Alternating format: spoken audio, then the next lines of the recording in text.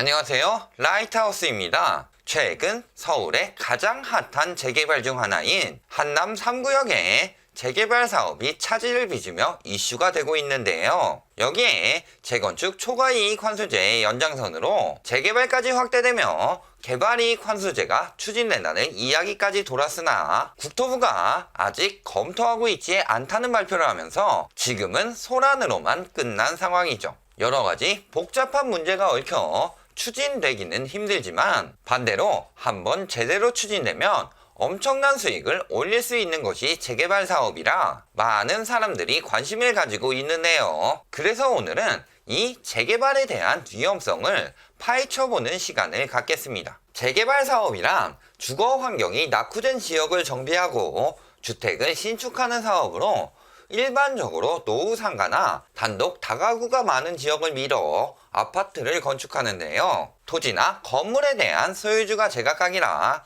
일반적으로 쉽게 추진되지는 않지만 요건을 맞춰 재개발 구역으로 지정하여 진행하는 경우 시세가 급등하게 되죠.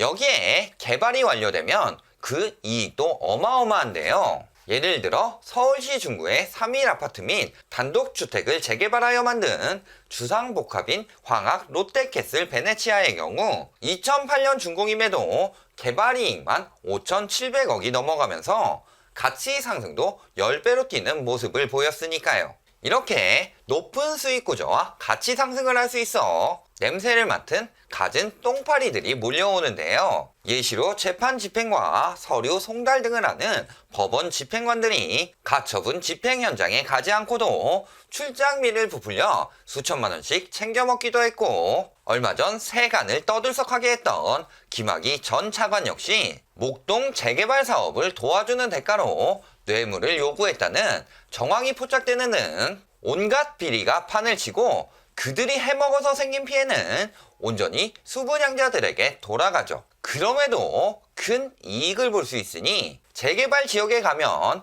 다세대든 다가구든 가격에 엄청난 프리미엄이 붙는데요. 서울의 외곽 중 하나인 관악구도 신림 재개발 구역의 한 다세대는 프리미엄만 2억 3천이 붙는 등 배보다 배꼽이 더 큰 경우들이 생겨나기도 하죠. 이렇게 비싼 프리미엄을 주고도 재개발 구역에 있는 주택들을 매입해 기다리면 큰 이익을 볼 수 있는 걸까요? 꼭 그렇지만은 않다는 점 자세히 알아보시겠습니다. 첫 번째로 재개발 지역은 시세대로 거래가 되지 않고 많은 프리미엄이 붙기 때문에 이를 이용해 공인중개사가 중간에서 가격을 부풀려 금액을 횡령하는 경우가 있습니다. 사건은 TV에 나온 부동산 전문가 윤 씨가 방송을 통해 동대문구에 있는 한 재개발 지역을 소개하는 것으로부터 시작됩니다. 방송을 본 피해자는 이 전문가에게 상담을 요청했고 현재 있는 공인중개사 최 씨를 소개받게 되죠. 최 씨는 피해자에게 2억 1천만 원의 단독주택 매물을 허위 계약서를 통해 2억 5천만 원이라고 속인 후 차익 4천만 원을 본인의 주머니로 챙기는데요. 매도인을 보여주지 않거나 아니면 현직 경찰관을 매수하여 거짓 매도인 행세를 시킨 후 총 14차례에 걸쳐 여러 사람들에게 5억 2천만 원이나 챙기는 대담함을 보입니다. 이런 사기에 협조하는 대가로 부동산 전문가가 받은 금액은 4,500만 원, 경찰관은 얼마를 받았는지 나오지는 않았네요. 이런 식으로 많은 피해자들을 양산함과 동시에 인근 시세를 올리는 효과까지 보게 되는데요. 여러 번 말씀드렸듯 TV에 나와서 어디가 좋다, 어디 투자해라 라고 말하는 전문가들은 자신이 그 과정에서 수수료나 상담료 등을 많이 챙겨 먹는다고 했고, 그들이 연결하는 공인중개사 역시 믿으면 안 된다고 했습니다. 필히 인근 몇 군데를 더 방문해서 시세 및 매도인 본인 여부를 확실히 확인해보고 계약을 해야 이런 사태를 막을 수 있다고 생각합니다. 물론 챙겨먹은 놈들은 엄벌에 처해야 되겠고요. 두 번째는 재개발 투자 사기입니다. 실제로 동구 일산동과 화정동 일대에 들어가는 재개발 사업을 위해 토지 매입 자금을 싸게 살 수 있다고 하면서 한 건설업체 운영자를 속여서 2억 2천여만 원을 챙겼는데요. 건설업체뿐만 아니라 다른 피해자들에게도 자신의 땅도 아닌 곳을 소개하면서 소유권 이전과 수익을 보장해주겠다고 속여 각각 1억과 5천만 원을 투자금 명목으로 받아냈죠. 또 부산 동래구 수안동 재개발 예정 지역에서는 아예 시행사가 사기를 치기도 했습니다. 수십 명으로부터 투자금 명목으로 100억 원 이상의 사기를 친 거죠. 꼼꼼히 체크해보고 명의를 확인해서 그 사람이 직접 그 땅을 샀는지, 내가 투자한 금액은 투명하게 처리해서 보고가 되는지를 확인하면 그나마 어느 정도 대비할 수 있겠지만, 부산의 경우는 시행사가 대놓고 사기를 치니 사람들이 속을 수밖에 없는 상황이었는데요. 심지어 이로 인해 자살하는 사람이 생겨나는 등 심각한 피해 사례들이 나타났습니다. 결국 피해자들과 사업 시행권을 넘겨받은 새로운 건축업자 등에게 고소를 당한 상황이나 엄벌을 처하더라도 죽은 사람이 살아 돌아오지는 않으니 참 씁쓸할 따름이네요. 세 번째로 조심하셔야 할 것은 바로 뚜껑 물건 및 물딱지입니다. 뚜껑 물건이란 입주권을 받을 수는 있지만 대지 지분은 없는 무허가 건축물인데요. 희소하면서도 저렴한 가격으로 입주권을 얻을 수 있어 흙 속의 진주라고 불리우는 물건이죠. 하지만 1981년까지 무허가 건물 대장에 등재되어 있어야 하며 당시 항공사진에 수록되어 있어야 하고 재산세 납부 등으로 건물이 존립했다는 확증이 있어야 하는 등 여러 가지 조건을 만족해야만 합니다.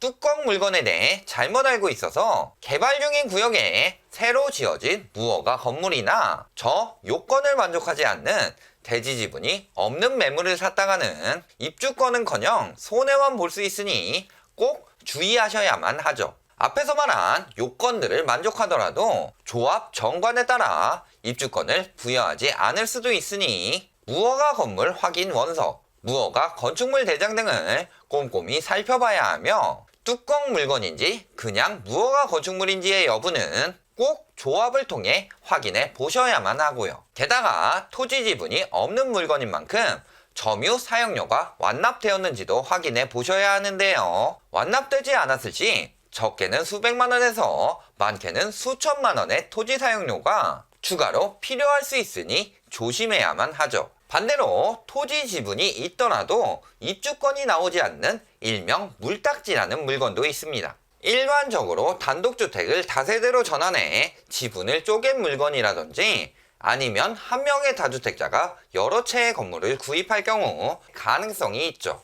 구역에 따라 조례가 다르기 때문에 입주권 자격이 부여되는지 아닌지는 천차만별이라 구분하기는 매우 힘듭니다. 그럼에도 한 부동산 관련 업체 사무실 대표는 투자자로부터 투자금 8천만 원을 받아 개발 예정지의 노후주택을 한 채당 2~3천만 원에 사들이고 차익을 챙기는데요. 철거 예상 가옥을 철거 예정 가옥처럼 속여 입주권이 보장되는 것처럼 등기 문서를 만들어 사기를 쳤지만 이는 물딱지였을 뿐 이런 방식으로 피해자 84명에게 약 60억 원의 손해를 입히기도 했죠. 그러니 토지 지분만 보고 따질 것이 아니라 재개발이 진행되었을 때 과연 입주권이 생기는 물건인지 소유자의 다주택 여부나 재개발 분양 동의 여부 등을 꼭 확인해 보셔야 합니다. 재개발의 특성상 소요기간이 엄청나게 걸린다는 단점이 있는데요. 우선 재건축과 같이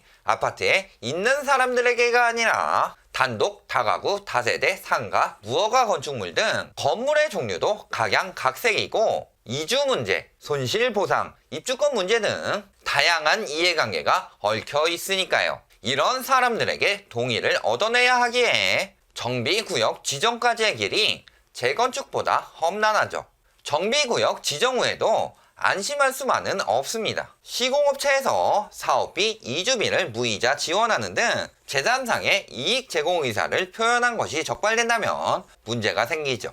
때문에 준공인가까지 평균 17.95년이 소요되는 등 굉장히 오랜 시간이 필요하며 이 긴 기간 동안 주거지나 자금이 묶여있는 등의 문제가 있습니다. 또 개발이익 환수제에 대해 국토부에서 일축하긴 했으나 이미 언급이 나온 상황에서 그 긴 시간 동안 시행하지 않는다는 보장도 없고요. 게다가 이런저런 이유로 재개발이 늦춰지면서 제대로 추진되지 않아 일몰제 대상에 해당이 되기라도 한다면 그냥 비싼 프리미엄을 주고 노후주택을 산 꼴이 되어버리는 거죠. 결론을 말씀드리겠습니다. 재개발은 한번 추진되면 큰 이익을 얻을 수 있다고 유혹하지만 실제로 지식이 없는 사람들이 수익만을 기대하고 뛰어들기에는 매우 위험한 시장입니다. 왜냐면 아파트를 허물어 지어서 주택 및 토지의 대상과 그 입주권을 가진 조합원이 명확한 재건축과는 다르게 토지 지분이 없어도 입주권이 있는 경우도 있고 반대로 지분이 있어도 입주권이 없는 경우도 있으며 지분 등기 등 여러 가지 법적으로 문제가 될 만한 요소들도 많기에 그만큼 사기치기 딱 좋은 환경이기 때문이죠.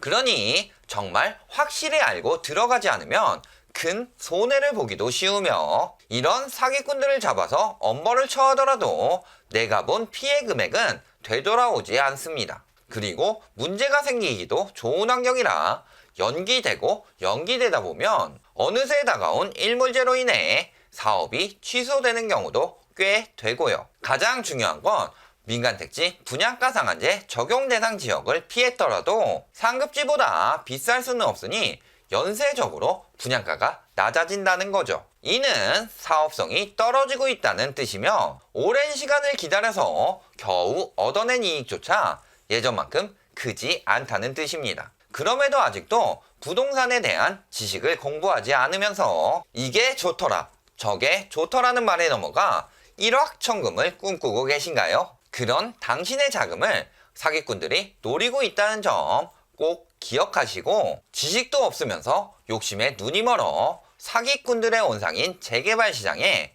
쉽게 뛰어드는 우를 범하시지 않기를 바랍니다. 오늘 영상이 도움이 되셨다면 좋아요, 구독, 알림 부탁드립니다.